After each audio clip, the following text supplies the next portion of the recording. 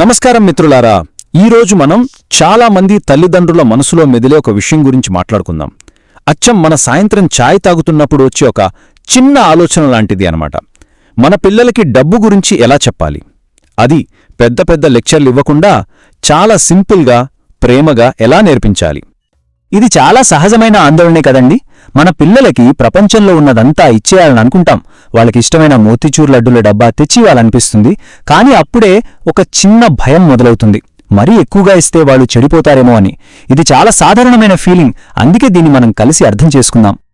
దీన్ని తేలికగా అర్థం చేసుకోవడానికి మనం స్కూల్లో పెద్ద లెక్కని చిన్న చిన్న స్టెప్స్గా విడగొట్టి చేసినట్టు ఈ టాపిక్ని కూడా 5 సింపుల్ పార్ట్స్గా చూద్దాం. అవేంటో ఒకసారి తొందరగా చూసేద్దాం. సరే, మన మొదటి పాయింట్తో మొదలు పెడదాం. చూడండి, తల్లిదండ్రులు తరచుగా ఒక తాడు మీద నడుస్తున్నట్టు ఫీలవుతుంటారు. ఏమాత్రం బ్యాలెన్స్ తప్పినా అంతా తలకిందులైపోతుందేమోననిపిస్తుంది. మన పెరట్లో ఒక చిన్న ముద్దుగా ఉండే మొక్క ఉందని ఊహించుకోండి. దానికి మనం ఎక్కువ నీళ్లు పోస్తే అయ్యో దాని వేళ్లు పాడైపోవచ్చు. అదే తక్కువ నీళ్లు పోస్తే అది వాడిపోయి దిగాలుగా అయిపోతుంది. మన పిల్లల విషయం కూడా అచ్చమింతే. మరీ ఎక్కువ డబ్బిచ్చేస్తే వాళ్లు కష్టపడటం మానేస్తారు. అదే సరైన గైడెన్స్ ఇవ్వకపోతే వాళ్లు అయోమయంలో పడిపోతారు. కాని కంగారు పడకండి, దీని గురించి ఆలోచించడానికి ఒక కొత్త అందమైన మార్గముంది. ఇది అచ్చం ఒక పాత గుంతల రోడ్డు నుంచి కొత్త నున్నటి హైవే మీదకి మారినట్టు ఉంటుంది. మన ఆలోచనలో ఒక చిన్న సంతోషకరమైన మార్పు అంతే. చూడండి, పాతకాలపు ఆలోచన అంతా డబ్బు చుట్టూనే తిరిగేది. పిల్లలకి ఒక కొత్త బొమ్మ కొనివ్వడమే ప్రేమను చూపించడానికి పెద్ద మార్గం అని అనుకునేవాళ్లు. కాని కొత్త ఆలోచన వేరు. నిజాయితీ, కష్టపడి పనిచేయడం లాంటి విలువలే అసలైన సంపద అని ఇది చెప్తుంది. పిల్లలు మనం వాళ్లకి ఆహారం కొనడం చూసి కాదు, మనం మన ఆహారాన్ని పంచుకోవడం చూసి నేర్చుకుంటారని గుర్తుచేస్తుంది. సరే మిత్రులారా, దీనింకా బాగా అర్థం చేసుకోవడానికి కొన్ని సింపుల్ కథలు చూద్దాం. కథలు చిన్న దీపాల్లాంటివి. అవి అన్నిటినీ స్పష్టంగా, ప్రకాశవంతంగా చేస్తాయి. సరే, ఇప్పుడు రాహుల్ని కలుద్దాం. వాళ్ళమ్మనాన్నలు చాలా కష్టపడి సింపుల్గా బతికారు. అందుకే రాహుల్ కూడా అచ్చం మనం వర్షాకాలం కోసం ఎదురుచూసినట్టు క్రమశిక్షణని, ఓపికని నేర్చుకున్నాడు.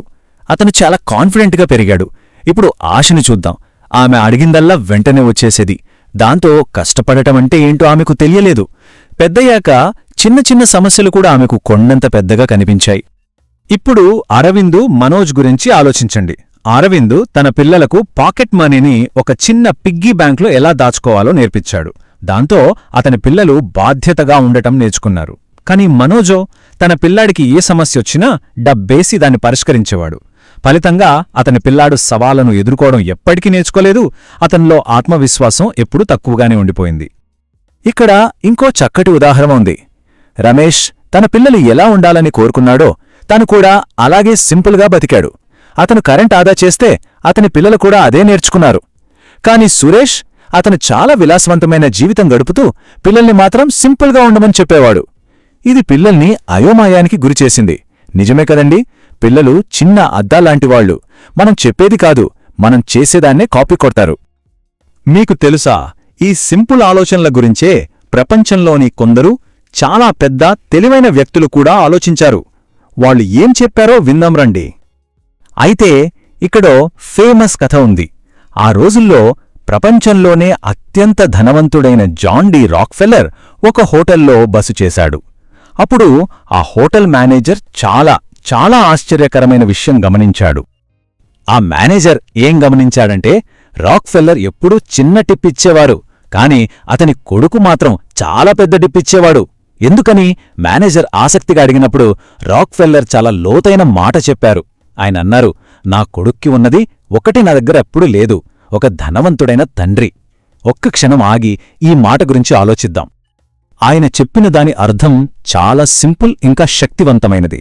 డబ్బు అనేది నేర్చుకోవాలనే ఆకలిని, ప్రయత్నించాలనే ఆకలిని, ఎదగాలనే ఆకలిని చంపేయకూడదు. సొంతంగా ఏదైనా సాధించాలనే ఆ కోరికే అసలైన సంపద. మరో చాలా తెలివైన వ్యక్తి చార్లీ మంగర్ని ఒకసారి ఇలాంటి ప్రశ్న అడిగారు, పిల్లలకి డబ్బు ఇవ్వటం వాళ్ళను పాడు చేస్తుందా అని. ఆయన చెప్పిన అందమైన సమాధానం విందాం రండి. ఆయన తెలివంతా బ్యాలెన్స్ గురించే. ఆయనేమన్నారంటే, డబ్బు ఒక సేఫ్టీ నెట్లా ఉండాలి. పిల్లలు సైకిల్ తొక్కడం నేర్చుకుంటున్నప్పుడు గట్టిగా కింద పడిపోతే పట్టుకోవడానికదుండాలి. అంతేగాని వాళ్లను పెడల్ తొక్కుకుండా ఆపే ఒక మెత్తటి దిండులా మారకూడదు. ఎంత మంచి ఆలోచన కదండీది. సరే, మనం చాలా మంచి కథలు, ఆలోచనలు విన్నాం. కాని ఈ మంచితనాన్నంతా మన ఇళ్లలోకి ఎలా తీసుకురావాలి? ఈ వారం నుంచే మనమందరం మొదలుపెట్టగల ఒక చిన్న సింపుల్ విషయం గురించి మాట్లాడుకుందాం. మనం మనల్ని ఒక సింపుల్ ప్రశ్న వేసుకుందాం. బహుశా ఈ రాత్రి ఇల్లంతా నిశ్శబ్దంగా ఉన్నప్పుడు మెల్లగా ఆలోచించండి. మన ఇల్లు ప్రతిరోజు ఒక్క మాట కూడా మాట్లాడకుండా డబ్బుకు సంబంధించిన ఏ చిన్న పాఠం నేర్పిస్తోంది? అది పొదుపు పాఠమా లేక వృధా చేసే పాఠమా? ఇది మనకు మనమే వేసుకోవాల్సిన ఒక సున్నితమైన ప్రశ్న.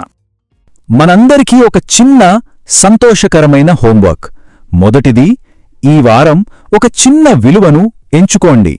నీళ్లు ఆదా చేయడం లేదా ప్లేట్లో ఉన్నదంతా తినేయడం లాంటిది. రెండవది, లెక్చర్ ఇవ్వకండి, జస్ట్ మీరది చేయండి. మూడవది, మీ పిల్లల్ని గమనించనివ్వండి. వాళ్ళు చాలా గొప్ప పరిశీలకులు. వాళ్ళు తమ మనసుతో నేర్చుకుంటారు. ముగింపుగా దుర్గా సర్ చెప్పిన ఈ అందమైన మాటను గుర్తుంచుకుందాం. పిల్లలు డబ్బు గురించిన సలహాలు వినరు. వాళ్ళు డబ్బు విషయంలో మన ప్రవర్తనను కాపీ కొడతారు. మన చేతలే వాళ్ళకి అతిపెద్ద, ఉత్తమమైన పాఠ్యపుస్తకం. గుర్తుంచుకోండి మిత్రులారా, రోజూ నేర్చుకునే చిన్న చిన్న విషయాలే ఏదో ఒక రోజు పెద్ద విజయాన్ని అందిస్తాయి. నవ్వుతూ ఉండండి.